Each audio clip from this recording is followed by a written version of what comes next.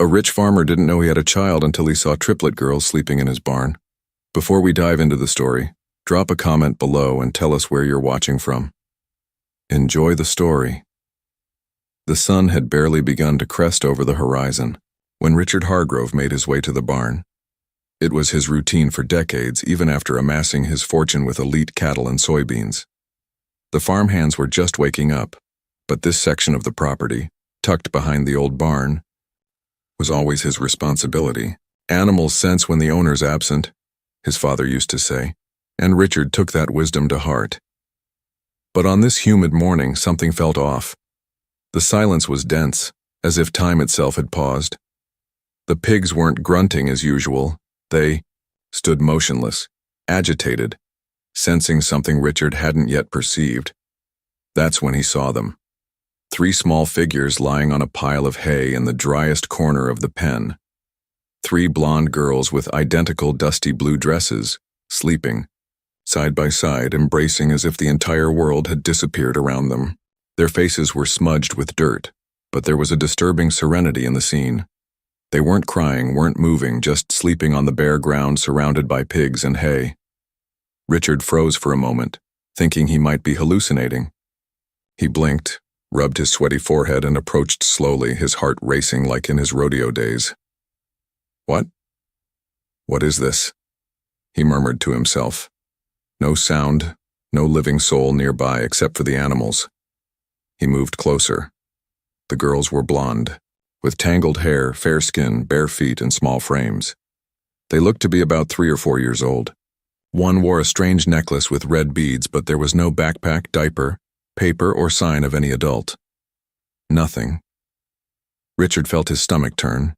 He knelt and placed his hand on one child's shoulder, touching her with the care one might use handling a relic. "Sweetie, are you okay?" The girl opened her eyes slowly, looked at him as if she recognized him but said nothing. The other 2 continued sleeping without any reaction. That's when something more unsettling happened. In the background, between the cracks of the old barn, the farmer saw fresh footprints in the soil, moistened by the previous night's rain. Small footsteps and larger ones that came to this spot but didn't lead away. He jumped up and shouted, "James, get over here now." The foreman appeared running, not understanding his boss's desperation. Richard pointed to the pen without being able to say anything. James's eyes widened at the sight of the children. But what in heaven's name? The silence was broken only by the sound of a pig sneezing. The world at that moment seemed to have stopped. Richard knew that morning would mark his life forever, but he had no idea how much. The great farmhouse that usually smelled of freshly brewed coffee and baked bread early in the morning awoke that day with the scent of uncertainty. Richard sat at the dining table, still stunned by what had happened in the pig pen. The 3 little girls, now clean and wrapped in blankets, slept in the old guest room, closely watched by Mrs. Peterson, the housekeeper who had managed the farm for over 20 years. "This isn't normal, Mr. Hargrove," she said, serving him a cup of chamomile tea. "Children don't just appear out of nowhere, and 3 identical ones at that. It's like something from a movie." Richard didn't respond. His eyes were fixed on a random spot on the wall. What disturbed him most wasn't just the children's appearance, but that uncomfortable sensation invading his chest. A kind of intuition he hadn't felt since Caroline's death. His daughter had disappeared 4 years ago and was presumed dead after a tragic car accident. At least that's what they told him. He picked up the phone and called Sheriff Donovan, an old acquaintance, a discreet and serious man. He quickly explained the situation. "3 little girls in the pig pen?" Donovan repeated, confused. "Has anyone threatened you? Did you see any car or clue?" "Nothing except the footprints. Keep the children there. I'll send the social worker, along with a patrol car, but keep this quiet, understand? Let's do this right." Richard hung up and took a deep breath. God help me. Hours later, the social worker arrived. Her name was Laura, a practical, young, and confident woman. She assessed the situation, spoke with Richard, and examined the girls, who were now awake but spoke nothing beyond whispers among themselves in a confusing, almost invented language. "They're not malnourished," Laura commented. "But they've been cold and frightened. They're dirty, yes, but there's care here. Someone protected them until leaving them here." Richard observed in silence, feeling a lump in his throat every time he looked at the girls. It was as if fate was playing a trick on him. Their eyes. There was something there that hurt and called to him. "Will they be taken to a shelter?" he asked, trying to appear calm. Laura hesitated. "Ideally, yes, but today is Saturday. The shelters are full, and the town is celebrating the annual fair. I have authorization to leave them in your temporary custody until Monday, but with supervision." Richard nodded. "They can stay here, it's safe." Laura looked around the farm, analyzed everything, and finally seemed satisfied. She filled out a document, handed a copy to Richard, and said goodbye, promising to return in 2 days. That night, while the farm slept, Richard sat alone on the porch, watching the starry sky. "Who are you?" he murmured, with his coffee cup growing cold in his hands. "And why is my heart telling me I already know these girls?" In the bedroom, the three slept again. One of them clutched tightly to a necklace of red beads that Richard would later recognize as the same one he had given to his daughter on her 15th birthday. The day dawned with a thick fog covering the farm, as if the world was about to reveal an ancient secret.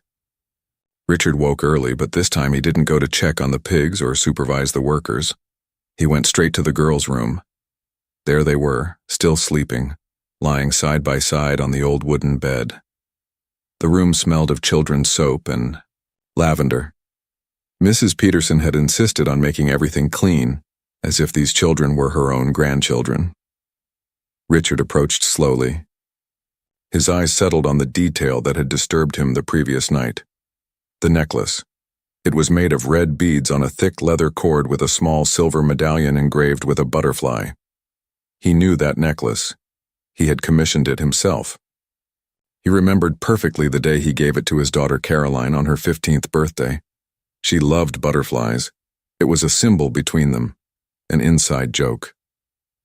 When Caroline's mother died while she was still a child, Richard invented a story to comfort her. He told her that butterflies were messengers from heaven, and each time one landed near her, it was her mother sending a kiss. She believed it for many years, perhaps until the end. Richard sat on the edge of the bed, trying not to wake the girl wearing the necklace. She was lying on her side, fingers entwined around the pendant. He felt the urge to cry, but swallowed the lump in his throat. "If this necklace is Caroline's, then these girls," he whispered. "But it's impossible." It was impossible, because Caroline was dead. Her body hadn't been found, but the rescue team confirmed her car had fallen down a deep ravine, and compatible blood and tissue remnants had been found. They said the river's current could have carried the body away. He had cried for months, cried like never before, buried a symbolic urn, had a small mausoleum built in the town cemetery. The pain was unbearable. And now, this. Richard rose, trembling, and went to his office. He opened a locked drawer, took out an old velvet box, and pulled from inside a photo yellowed by time. Caroline at 15, smiling next to a cake, wearing the necklace. It was the same one. Doubt began to turn into a scream inside him. If these girls were Caroline's daughters, where was she? Later, while walking around the farm, Richard noticed the footprints in the pen were almost erased but still visible in some patches of mud. He followed them carefully, trying to map the path. The marks went to a side fence where the vegetation was denser, and then disappeared on the dirt road. He called James, the foreman, and pointed to the marks. "Can you pull the security camera footage from the back gate entrance?" James scratched his head. "I don't think it'll help, boss. The rain from 2 nights ago burned out the circuit. The wiring got soaked. That camera's footage is gone." Richard frowned. It was too much of a coincidence. Returning to the house, one of the girls ran to him in the yard. She was laughing. The laughter was crystalline, light, innocent. Richard smiled, but felt a strange pang in his chest. That laugh was identical to his daughter's when she was a child. And there, in the middle of the farm courtyard, the farmer began to wonder if fate was trying to tell him something he had refused to hear for years. Richard spent the rest of the morning sitting on the porch, watching the girls play in the packed dirt yard. They had woken up in good spirits, fed with warm milk and bread with butter made by Mrs. Peterson, and now they were chasing a chicken that desperately tried to escape. Their laughter echoed across the yard. It was a common scene in a house full of children, but on this farm it seemed like a miracle. James, the foreman, sat beside his boss with a glass of iced tea in his hands. "Do you really think they're related?" "To you?" he asked carefully. Richard didn't respond immediately. His gaze was lost in the distance. "I don't know, James, but there's something here I can't explain. That laugh, the necklace, the way one of them looked at me this morning. It's like she recognized my soul. And if they really are Miss Caroline's daughters..." Richard sighed deeply. Then everything changes. In the early afternoon, Laura, the social worker, returned to the farm. She arrived accompanied by Dr. Eloise, a psychologist from the township specializing in childhood trauma. Both spent a good amount of time observing the girls, trying to talk to them, using toys, asking their names. Nothing. The three remained in absolute silence whenever someone new approached. Only among themselves did they speak, and even then in a confusing manner. It was as if they had created their own language, as twins sometimes do, or as if they had learned to stay silent to survive. "They don't trust adults," said Eloise, writing in her notebook. "But they're emotionally connected to each other. That's good. It shows they've protected one another." Laura nodded. "We need to discover who they are. We've notified the protection agencies and the children's precinct, but nobody has reported missing children with this profile. No documents, no records. It's like they've been erased from the map." Richard remained silent. "Can I continue with temporary guardianship?" he finally asked. Laura and Eloise exchanged glances. "You can, Mr. Hargrove, for now. They're fine here, but if anything changes, anything at all, you let us know immediately." "Of course." As the two women were getting into their car, one of the girls, the one wearing the necklace, ran to Richard, grabbed his hand tightly, and said for the first time a single word: "Butterfly." He froze. Laura and Eloise didn't hear. They were starting the car radio. But Richard, he felt the ground disappear beneath his feet. That word was the secret symbol between him and Caroline. The certainty began to take shape in the old farmer's heart. If these girls weren't just his missing daughter's children, then someone had hidden them, and the reason for that might be even darker than he imagined. That night, Richard couldn't sleep. He sat at the kitchen table with an old notebook in his hands where Caroline used to scribble poetry and paste stickers when she was a child. For some reason, he had kept it all these years, never having the courage to throw it away. He flipped slowly until he found a page where his daughter, at 11 years old, had drawn a blue butterfly with the phrase, "If I disappear one day, look where the butterflies hide." It was a child's fancy, but now it sounded like a message, a sign. Richard felt he was getting closer and closer to a buried truth. The next day, Richard asked James to help him search the surroundings of the farm for any trace of who might have left the girls there. They went to the creek, then to the abandoned sheds, followed the dirt road that gave access to the old train tracks. Nothing, no footprints, no forgotten objects, no recent signs. But as they passed near the old back fence where the tall grass grew, Richard spotted something strange, a red ribbon tied to one of the wires, almost invisible. He stopped. "This ribbon wasn't here before," he murmured. James untied it carefully. It was satin, dirty but still smelling of cheap perfume, and had been intentionally tied as if it were a mark, a reference for someone to return later. "Starting to look like a message," commented James. "Like a code from someone moving around these parts in hiding." Richard took the ribbon with him, tucked it in his wallet. Later he sat on the porch while the girls napped after lunch. Suddenly, a memory invaded his mind. Almost 5 years ago, Caroline had appeared in town pregnant. She said the children's father had disappeared. She was frightened, insecure, but determined to raise her children alone. Richard had tried to help, but they'd argued bitterly. It was the last time they spoke before the accident, or at least before the story of the accident. He now doubted everything. If Caroline had been pregnant with triplets and if these girls were the estimated age. The farmer stood up and went to the children's room. He entered quietly, making no noise. In the corner of the dresser was a small pink backpack, probably brought with them that nobody had noticed. He opened it carefully. Inside, among some clothes and a torn diaper, was a folded paper. It was a note. Richard's hands trembled as he unfolded it. The handwriting was unmistakable. "Dad, if this ever reaches you, please take care of them. I couldn't hide anymore. I had to run. Forgive me. Caroline." The world collapsed in silence. He sat on the edge of the bed with the note on his knees, eyes full of tears, feeling that his daughter was still alive and that for some reason, someone was preventing her from returning. And now, with the triplets in his house, the danger might be closer than he had imagined. The note burned Richard's hands as if it had been written with fire. His daughter's handwriting was clear, and each word carried a scream trapped in time. She was alive, and more than that, she had fled from something or someone who forced her to hide, leaving behind daughters he never knew existed. With a heavy heart, Richard went to his office and locked the door. He scanned the note and stored the original inside an old candy tin at the bottom of the drawer where he kept important documents. This needed to be preserved. That night, he summoned James for a more serious conversation. "Answer me frankly. Have you seen anything strange in the last few days? Strangers on the road, cars parked near the fence?" James scratched his beard and thought for a moment. "Now that you mention it, about 4 or 5 days ago, I saw a black car parked on the other side of the road fence near that bamboo grove. It was at night.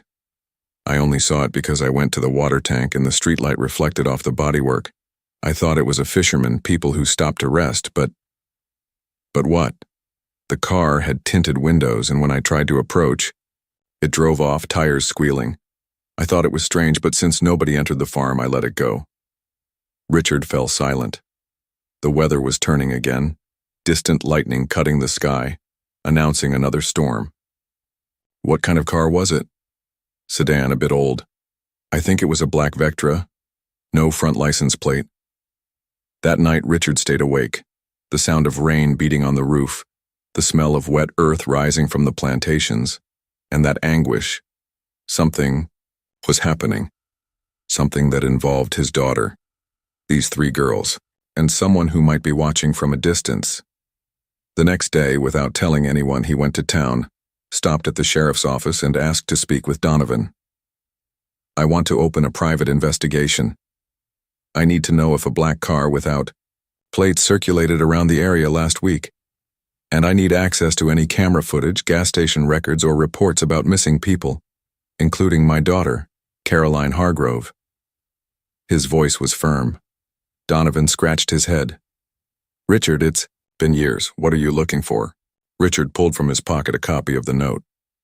"Evidence, and this is the first. She didn't die. She escaped and left her daughters here with me." The sheriff read the note twice. His expression changed.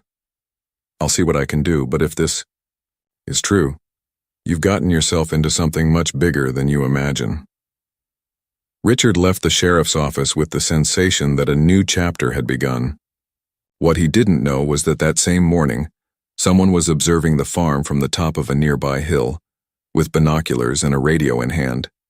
From the top of the hill, camouflaged among dry trees and moss-covered rocks, a man watched the Hargrove farm with cold eyes. He had an unkempt beard, a black jacket, and a dark cap that covered part of his face. In one hand he held binoculars, in the other a radio with an open frequency. He spoke little, almost whispering, like someone reporting military movements. "The girls are still in the house. The old man hasn't turned them in. I repeat, he hasn't turned them in." From the other side of the line, a metallic, impatient voice responded, "Observe only, no action for now." The man gritted his teeth but obeyed.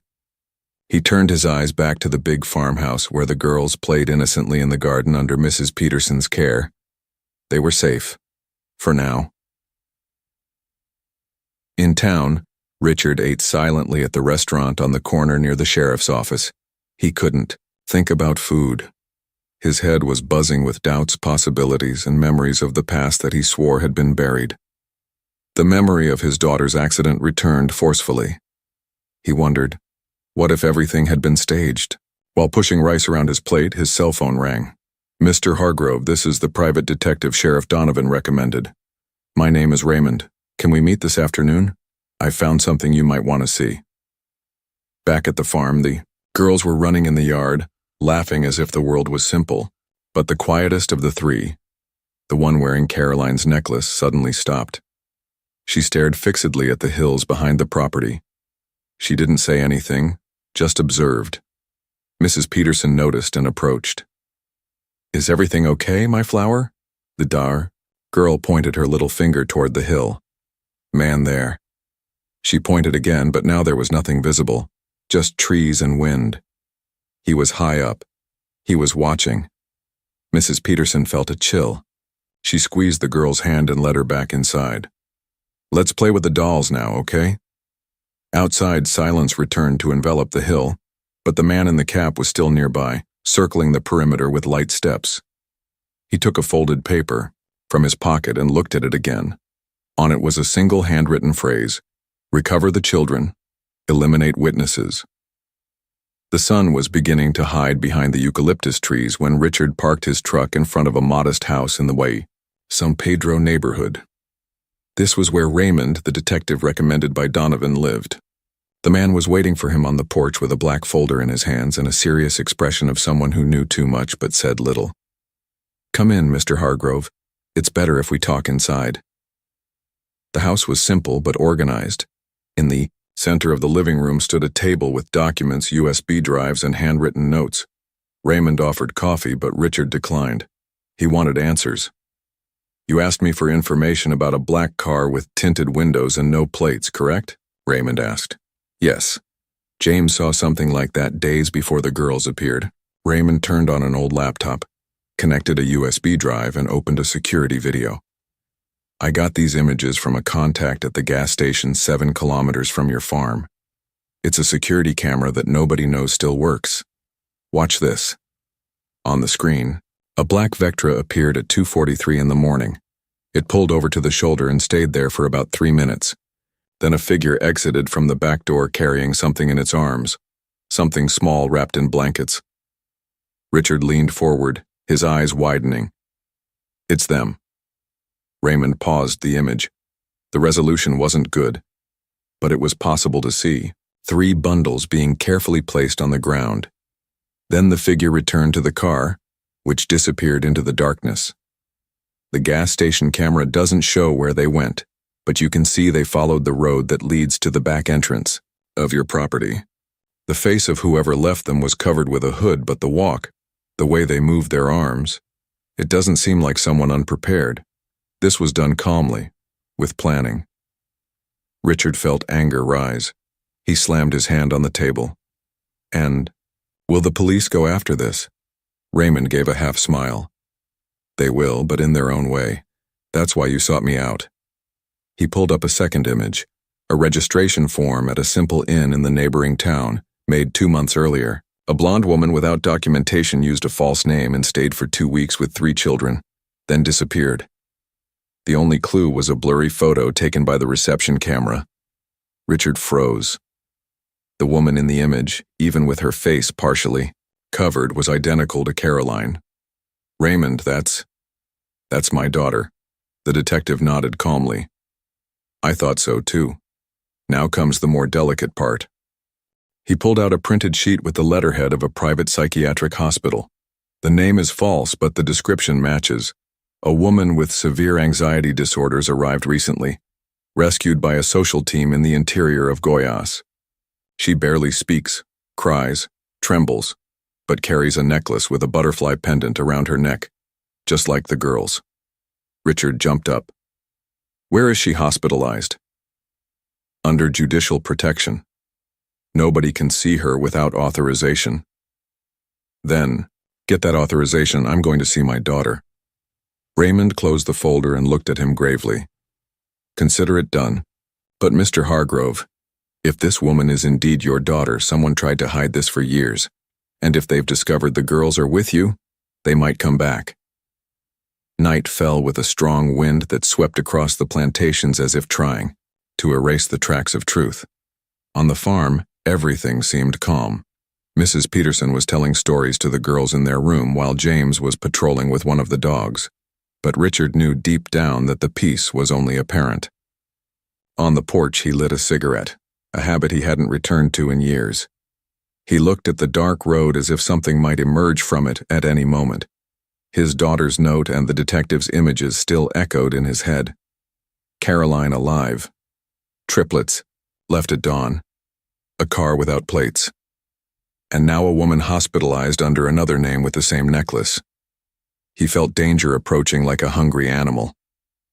Out there on the dark hill, the man in the cap was observing once more with his binoculars in hand.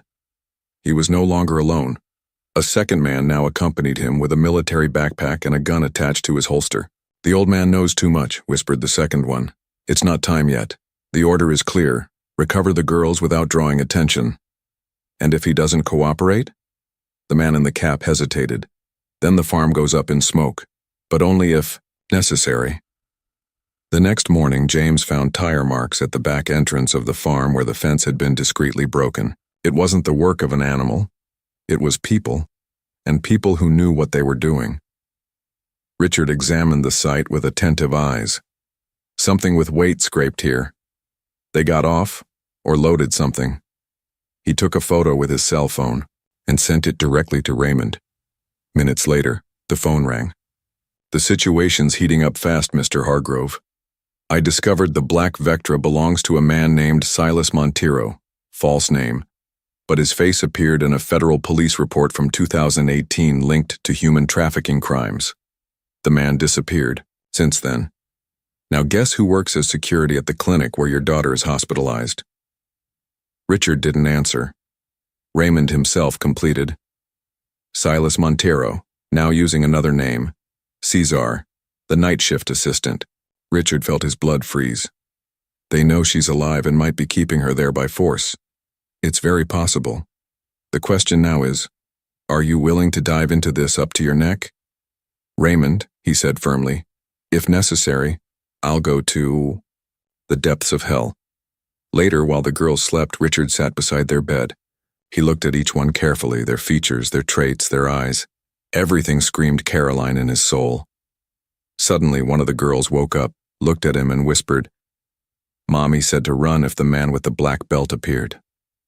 "Man, with the black belt?" She nodded her head, frightened. Richard held her hand tightly. "Nobody's going to hurt you, I promise." But inside, he knew the past wasn't just returning, it was coming armed. The following night, the farm slept in silence. The sky was clear, but the air was heavy. Richard paced back and forth in his office with his cell phone glued to his ear, while Raymond spoke from the other end of the line. "I managed to cross-reference the data, Mr. Hargrove. The psychiatric clinic where the woman resembling your daughter is hospitalized receives donations from an NGO that's been investigated for international trafficking, all a facade. They're using health institutions to hide victims, specifically women, mostly with similar profiles. Isolated, without close family, with a history of trauma. Caroline fits the pattern perfectly." Richard wiped his forehead, sweating. "Can you get her out of there?" Raymond took a deep breath. "If we go in with a judicial request, they'll make her disappear. It's what they do. But if we go direct and fast, we might catch them off guard. But it will take courage. Tell me what to do. Tomorrow night, meet me at Rural Highway 21. From there, we'll go to the clinic. But you need to come alone and armed." Richard swallowed hard. He was no longer just a simple farmer trying to understand why 3 girls had appeared in his barn. Now he was a father at the doorstep of a rotten system that kidnapped lives and buried them under false identities. On the farm, the girls began having nightmares. Mrs. Peterson was called twice during the night because one of them screamed in her sleep, "He's going to get us. He's going to get us." The housekeeper did what she could, hugged them, sang softly, but nothing completely calmed them. The three were more agitated than usual, as if they sensed the noose was tightening. The next day, Richard gathered James in the machinery shed. "I'm going out tonight. Don't tell anyone. If I don't return by early morning, take the girls to my sister's house in Oak Ridge. They can't stay alone here. You're getting involved with dangerous people, aren't you, boss? I'm already neck deep. Now I just have to dive in." On the other side of town, in a dark, stuffy office, Silas, the man in the cap, was receiving orders from an encrypted video call. The boss's voice was clear. "The old man is poking where he shouldn't. If he gets close to the clinic, eliminate him. And the girls, get them first. Time's up." Silas hung up, rose from his chair, and pulled a metal case from under the desk. Inside were a syringe, a map of the Hargrove farm, and 3 hospital identification bracelets, all with the same surname, Hargrove. It was almost nightfall when Richard took his truck and left the farm without saying a word. He only left a note locked in his office drawer with clear instructions for James and Mrs. Peterson in case he didn't return. Protect the girls, contact Raymond, and flee to Oak Ridge immediately. The road was empty and the sound of tires cutting through the gravel echoed like an ominous warning. At the agreed point, Raymond was waiting for him, leaning against a silver car with its headlights off. He wore a denim jacket and carried a backpack over his shoulders. Beside him was a black box with electronic equipment and a folder of false documents. "Ready to make some noise?" he asked without beating around the bush. Richard nodded, his eyes firm. "If my daughter's in there, I'm going to get her out, even if I have to do it by force." Raymond opened the folder. "This is the admission record of the patient registered as Marlene Suarez, hospitalized 47 days ago with no external contact.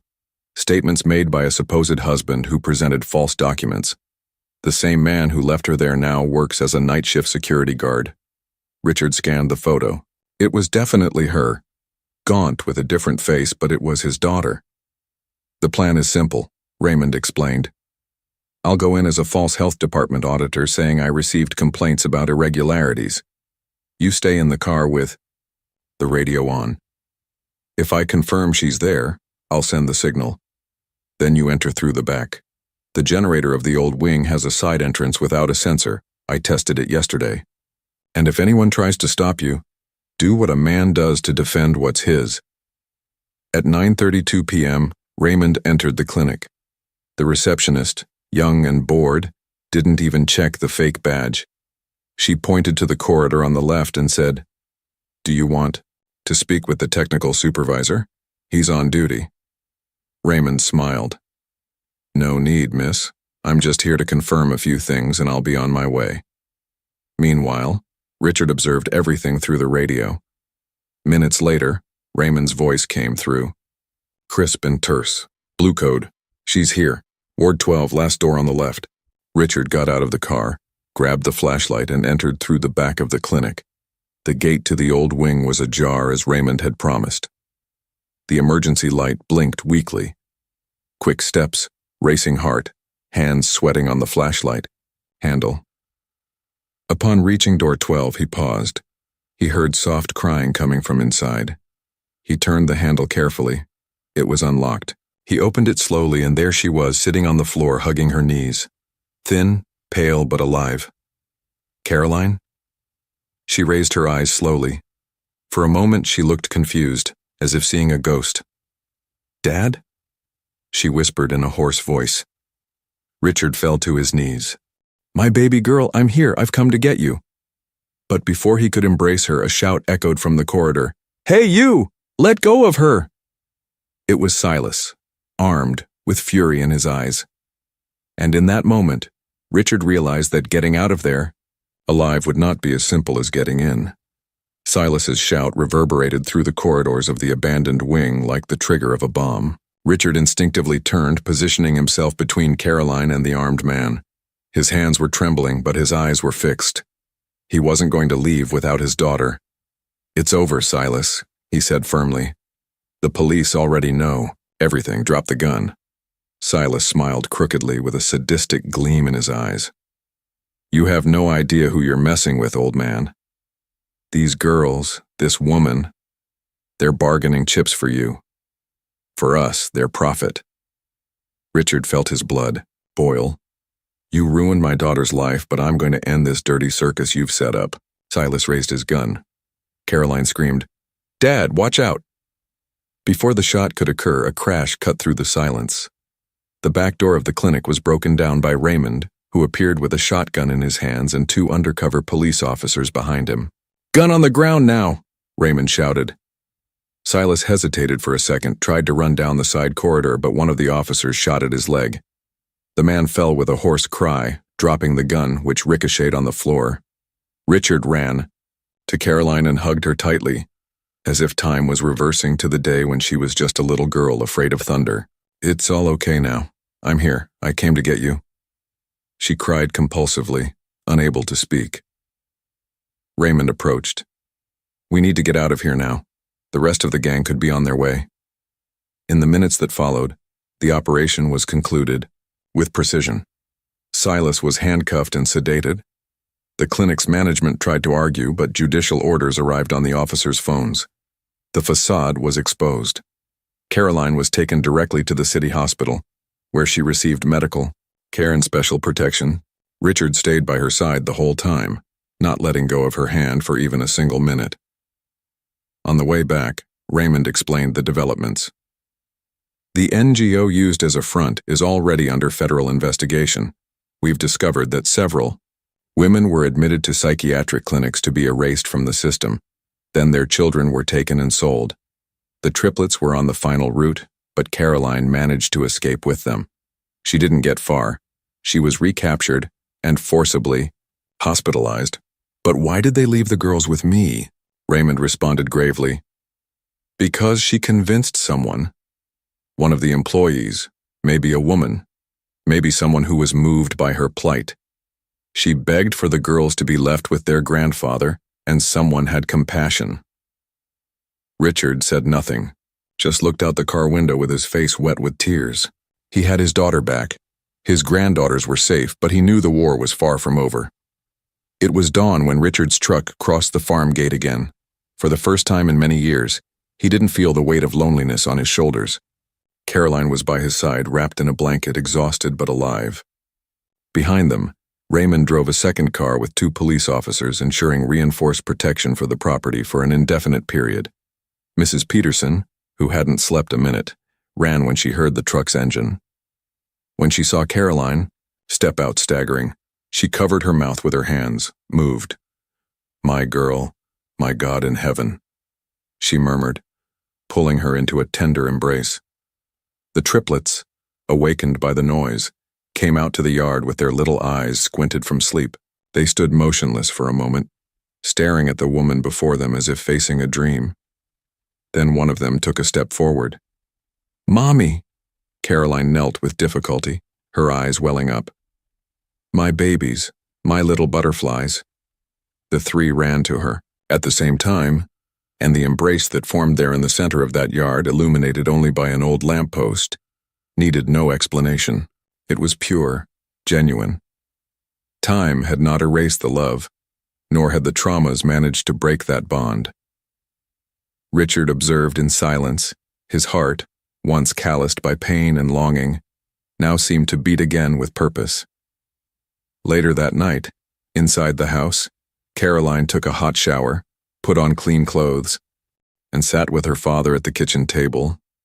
She seemed like a different person. Still fragile, yes, but with alive eyes, awakening from a long nightmare. I should have come back sooner, she said, her voice breaking. But I was afraid. They knew everything. They knew where you lived. They knew who the children's mother was. They threatened to commit me as insane if I told anyone anything. And why did you leave the girls in the pig pen? Because it was the only place I knew was still safe. I begged a nurse to help me. We waited for the rain to come to erase our tracks, and then we left them there. I knew you'd find them. Richard held his daughter's hand.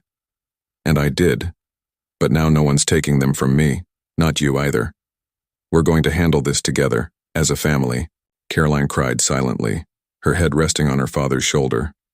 In the living room, the girls slept on top of each other, wrapped in a thick blanket. For the first time in a long time, they slept without fear.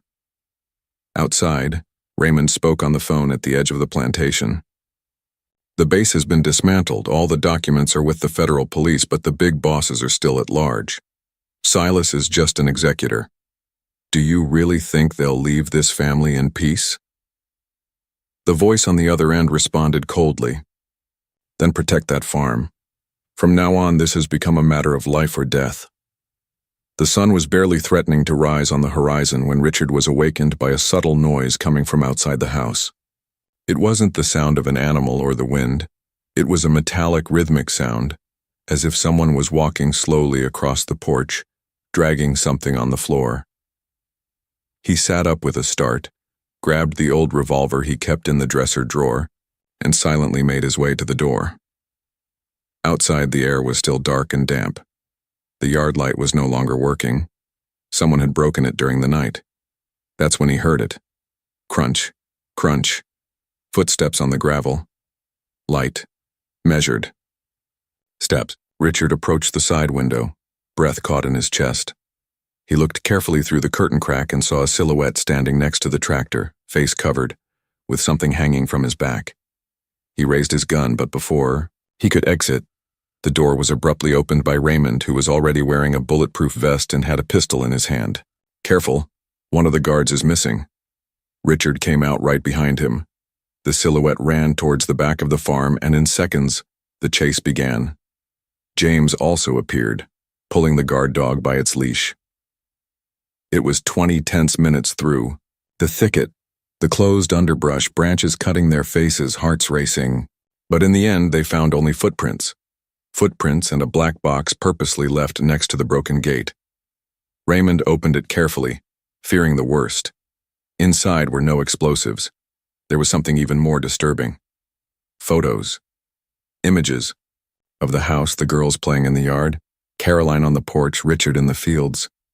Targets marked with red pen. At the bottom of the box was an envelope. Inside, a single handwritten sheet. You messed with what was quiet. Now everyone will wake up. Later, back at the farmhouse, Richard summoned all his trusted employees. His demeanor was serious, leaving no room for doubt. From today on, everyone who works here will sleep in the main house. The girls and Caroline don't go out alone anymore. Whoever doesn't want to be involved is free to leave now. But whoever stays will have to protect this house with their own life. No one moved. James was the first to speak. I'm staying, boss. Those are your granddaughters, the daughter of the girl I watched grow up. If we have to fall, we fall together. Raymond added, the FBI is already tracking those involved, but until everyone is arrested, this farm needs to function like a bunker. Tomorrow I'll bring 2 more men and arm the perimeter with cameras and sensors. Richard looked at his daughter, who was watching everything with frightened but confident eyes. He knew hell was far from over, but he also knew he was no longer fighting alone. He had a purpose, and that purpose had a name, a surname, and 3 smiles that ran through the house calling him Grandpa. The next day, the farmhouse dawned more silent than usual. The girls woke up early but didn't run to the yard as usual. They seemed to understand, even at such a young age, that something had changed in the air. Mrs. Peterson was preparing breakfast when Caroline entered the kitchen with a paper in her hand. It was one of the hospital bracelets left in the mysterious box during the night. I recognize this, she said, handing the bracelet to Richard. They used these on them when we were still in Palmas before being taken to Goiás. Richard examined the bracelet. It had a code and a printed name. Leticia Montero. Leticia? But none of them is named Leticia. Caroline took a deep breath. They changed the names on the documentation, in the records, in everything. Each one received a different name. That's how they erased our identity. They became Leticia, Melissa, and Tina, but their real names. She paused, emotional. Their real names are Clara, Elisa, and Marina. I chose those names when I discovered they were triplets. Each has a meaning. Clara means light, Elisa means promise, and Marina because my mother's name was Maria, and I wanted to honor her. Richard squeezed his daughter's hands. Then let's give them back their right names. Let's erase everything these criminals tried to build. Meanwhile, Raymond was in Oak Ridge at the Federal Police Building, presenting evidence to the agent in charge of the case. The box with the photos, the clinic videos, the false records. Everything was beginning to piece together the puzzle of an international human trafficking network. And the names of those involved? Asked the agent. Raymond pulled a dossier from inside the folder. Here are the three main ones: a doctor with a fake license, a former employee of the juvenile court, and this one, he pointed to a photo, is the principal operator. False name: Antonio Castro, but his real name is Andrew Collins. He's been a fugitive in Paraguay, has contacts with politicians and businessmen. The mastermind behind it all. The agent crossed her arms. And where is he now? Raymond looked at her gravely. That's the worst part. His latest movements indicate he's here in the U.S., and he probably already knows we've lost control over the girls. Back at the farm, Richard sat with his granddaughters in the yard, and with the help of drawings, explained to each one their real name. You're Clara, see? He said, touching the cheek of the most cheerful one. And you're Elisa, he said to the quietest one. And you, my little one, he said to the one wearing the necklace. You're Marina, like your grandmother. The three smiled, and for the first time they repeated the names with clarity. Clara, Elisa, Marina. Names that had been erased but now shone like beacons in the midst of darkness. It was late afternoon, when the rural mail truck appeared at the farm gate. Nothing unusual except for the fact that in recent years nobody had sent letters to Richard Hargrove. The mailman, a young man with rapid speech, delivered just a plain brown envelope with no stamp and no return address. On the front, only the name handwritten, Mr. Richard Hargrove, urgent. Suspicious, Richard waited for the young man to leave before opening it. He went to his office, locked the door, sat at his desk, and carefully opened the seal. Inside were two folded sheets. One was a letter, the other a copy of a birth certificate. The letter was direct. If you're reading this, it's because you already know more than you should, but you still don't know everything. Caroline wasn't the only one. They were the first test. 3 girls with rare genetic potential. The attempt was to sell them abroad for luxury adoption, but Caroline escaped. The man who commands all this is called Andrew Collins, but he uses different names in each state. He already knows you have the children. Protect them. They don't back down easily. Richard was paralyzed. The attached certificate bore the name of a baby, Anna Clara Alves Hargrove. The date of birth was identical to that of the triplets, but there was something strange. The certificate was issued in another state with another mother declared. It was further proof that the group was falsifying records to hide the real children. And now someone was on their side, or perhaps among them, someone from inside, leaking information. Chapter 11, Gathering Forces.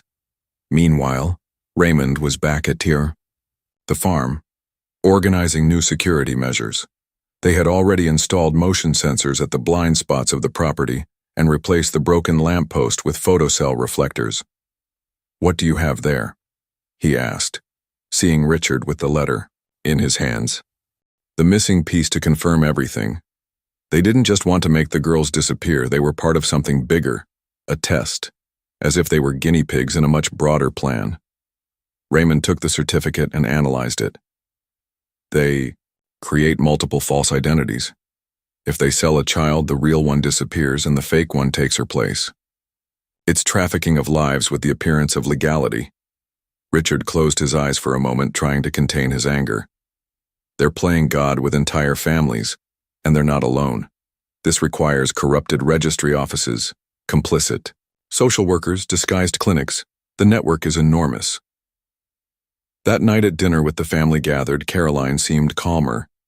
The girls were cheerful, eating rice pudding and showing drawings they had made with Mrs. Peterson. But Richard was restless. When everyone was asleep, He returned to the porch with the letter in hand. He sat in the wooden chair, lit a cigarette, and looked at the starry sky. There, in the midst of the warm night breeze, he made a silent vow. As long as I breathe, no one will touch my granddaughters. And if this Andrew Collins comes, he'll have to go through me first. 2 days passed, in relative calm. The girls were beginning to adapt to the new routine, sleeping better and calling Richard Grandpa naturally.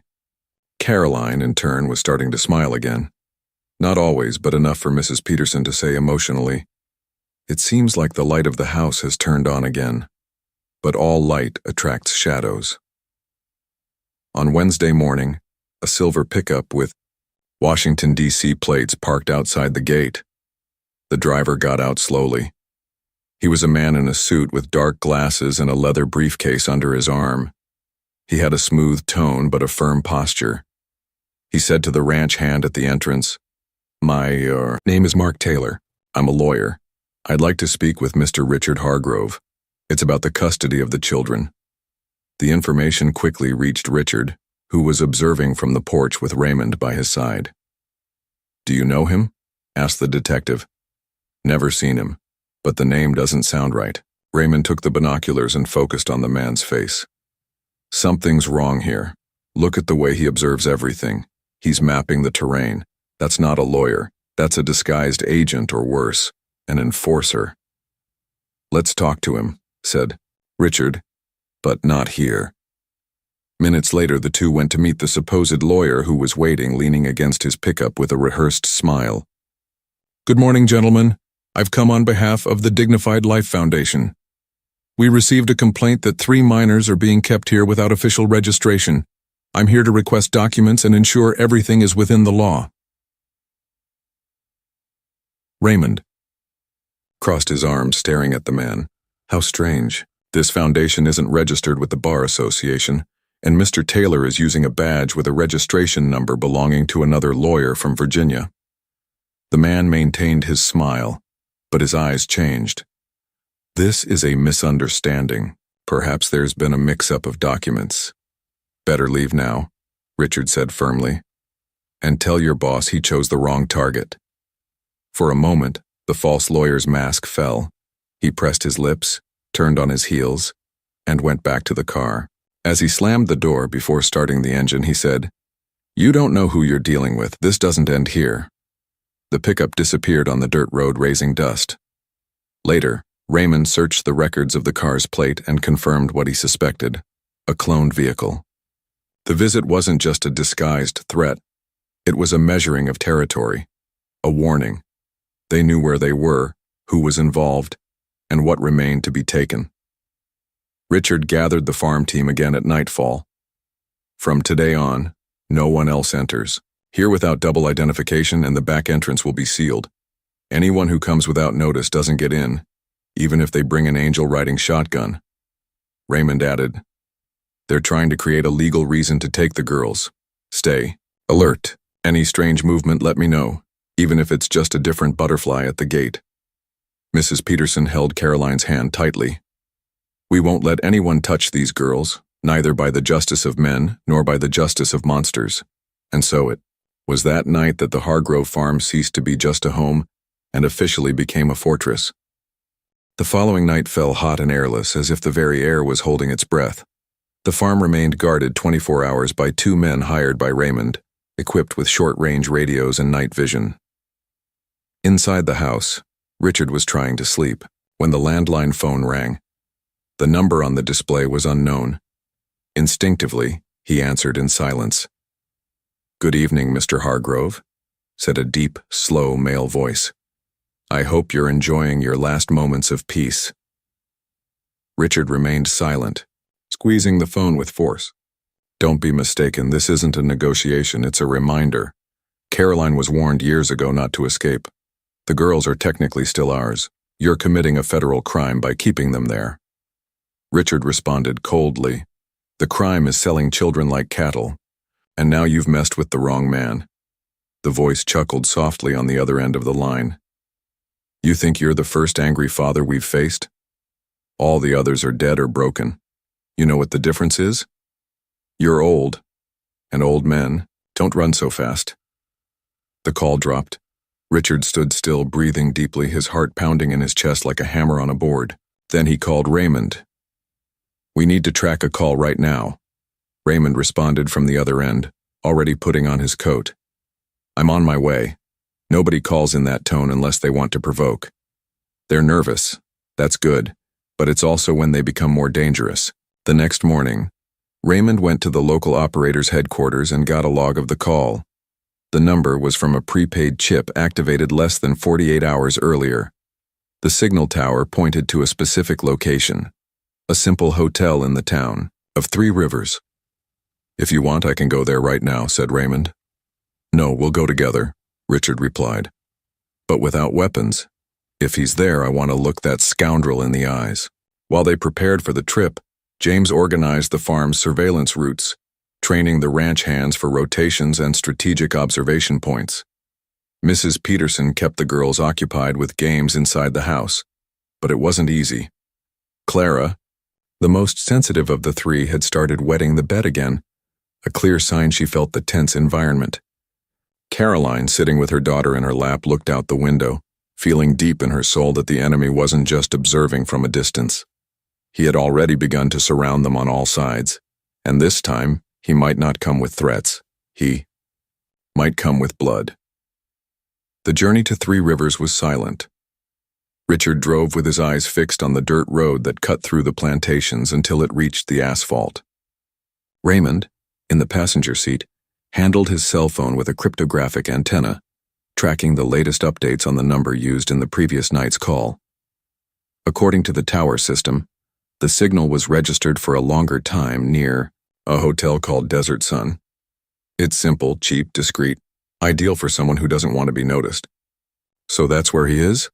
Richard asked, tightening his grip on the steering wheel. Or was. The history shows the last activity was at 6:14 in the morning, and the phone was turned off minutes later. They arrived in town shortly after 9 o'clock. The hotel was discreet, with a beige facade, old signs, and a bored receptionist behind the counter. Raymond showed a fake civil police badge and asked, "Did any guests check in yesterday using the name Mark Taylor?" The young woman consulted the registration book. "Yes, room 208, but he left early today. Left the key here and was gone. Didn't even have breakfast." Raymond raised an eyebrow. "Did he leave any objects? Receive visitors? Did he come alone?" He just asked for privacy. Without wasting time, they went up to the second floor. Room 208 was locked, but Raymond had a pick lock specifically for infiltrations. In seconds, they were inside. Everything seemed clean, bed made, nothing forgotten, at first glance.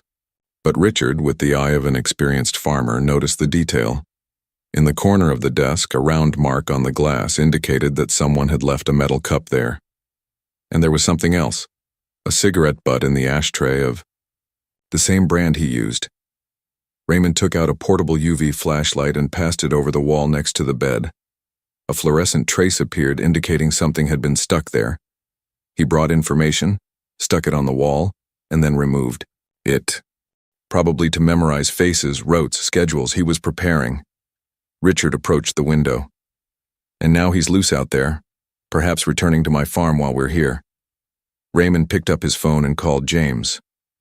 "Confirm security there. Reinforce the perimeter. If anything strange happens, take the girls immediately out of the main house into the secure shed. The priority is the children." James responded from the other end with a firm voice. "Everything's calm here, but we'll double the attention." Before leaving the room, Raymond looked at the security camera in the corridor. "We're going to need that footage. I want to see his face as he left here if he's not wearing a cap or mask." "Even if he is," replied Richard, "the way he walks, the time he stays, everything speaks.